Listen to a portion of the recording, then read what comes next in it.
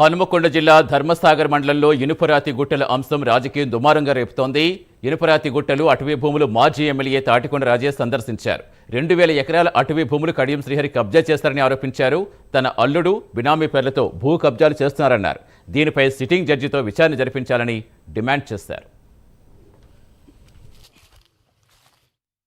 ఎమ్మెల్యేకు భయపడి ఇక్కడనే ఫారెస్ట్ మినిస్టరు సురేఖ ఉంటుంది, ఇంకో మంత్రి సీతక్క, అడవులలో పెరిగిన సీతక్క మరి ఇక్కడి నుంచే మంత్రి ఉంటారు.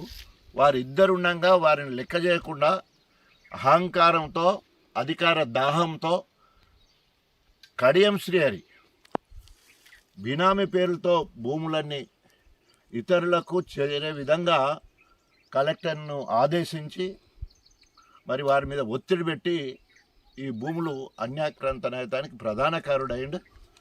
వాళ్ళ పేరు మీద కొని మళ్ళీ వాళ్ళ అల్లుడు దగ్గరుండి పర్యవేక్షణ, దానికి సంబంధించిన ఖర్చులు పెట్టుకుంటా కార్యక్రమం చేయడం జరుగుతుంది.